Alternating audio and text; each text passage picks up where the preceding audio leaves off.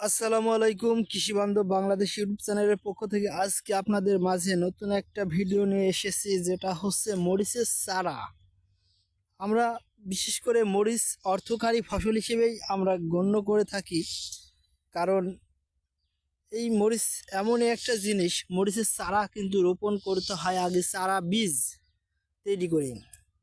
আমি প্রথমে দুঃখিত, কারণ আপনাদের বেড তৈরি করা এবং বীজ কতদিন ভিজিয়ে রাখতে হয় এই ভিডিওটা দিতে পারি নাই।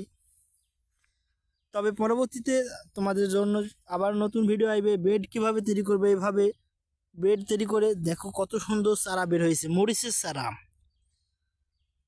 এই মরিচের চারা কিন্তু খুব যত্ন করেই তৈরি করতে হয়, কারণ এটা গ্রীষ্মকাল, গরমকাল।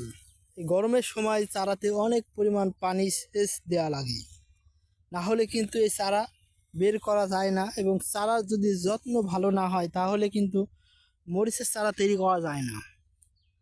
আমরা অনেকেই দেখে থাকি গ্রাম বাড়িতে বা যে কোনো আনাচে কানাচে চারা দিয়ে থাকি, ওই চারা কিন্তু ভালো হয় না। এমন পরিবেশ, ফর্সা জায়গা, আলো বাতাস রোদ যেখানে লাগে সেখানে যদি চারা দেন তাহলে দেখবেন এমনভাবে চারাগুলো কিন্তু বের হবে। এই চারাগুলো বের হলেই চারাগুলো 1 থেকে 1.5 মাস যখনই বয়স হবে তখনই আপনারা জমিতে রোপণ করতে পারবেন। এবং ভালো জাতের বীজ সংগ্রহ করতে হয় জমি থেকেই, তারপরেই কিন্তু চারাগুলো রোপণ করতে হয়। আমরা এখানে চারা দিয়েছি অনেক, আমরা জমিতে লাগাবো এবং চারা বিক্রয় করব। তার জন্য যারা হাইব্রিড জাতের কালো মরিচ হবে, কালো এবং লম্বা লম্বা জাতের চারা পান না বা ভালো ফলন পান না, তারা আমাদের কাছে যোগাযোগ করতে পারেন। করলে চারা নিয়ে যেতে পারবেন, কারণ আমাদের কোরিয়া মাধ্যম নাই দেওয়ার।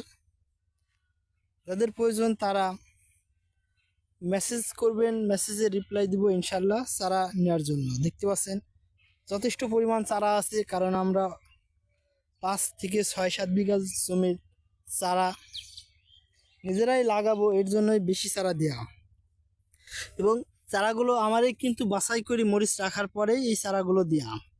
দেখতে পাচ্ছেন মরিচের চারা, এগুলো প্রায় মাটি থেকে 15 দিন হলো বের হওয়া, আর 15 থেকে 20 দিন পরেই কিন্তু লাগানো যাবে। যারা আইঘর এবং আগে মরিচ চাষ করতে চান তারা আইলেই আমাদের চারাগুলো নিতে পারেন। দেখতে পাচ্ছেন আমরা কিন্তু অনেকগুলো চারা দিয়েছি, আলহামদুলিল্লাহ চারা যথেষ্ট পরিমাণ ভালো বের হয়েছে।